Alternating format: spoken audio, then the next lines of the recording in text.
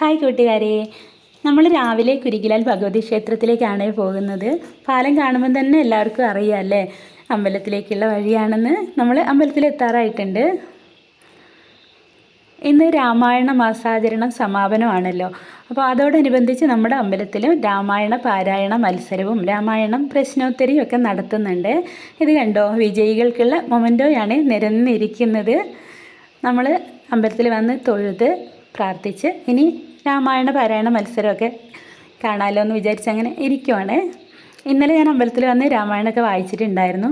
അപ്പോൾ ഇന്ന് മത്സരമൊക്കെ ഒന്ന് കാണാമല്ലോ എന്ന് വിചാരിച്ച് വന്നതാട്ടോ. അപ്പോൾ പെട്ടെന്നാണ് എൻ്റെ പേരും കൂടെ എഴുതി വെച്ച് അങ്ങനെ അപ്രതീക്ഷിതമായിട്ട് ഞാനും രാമായണ പാരായണ മത്സരത്തിൽ പങ്കെടുത്തിട്ടുണ്ടായിരുന്നു.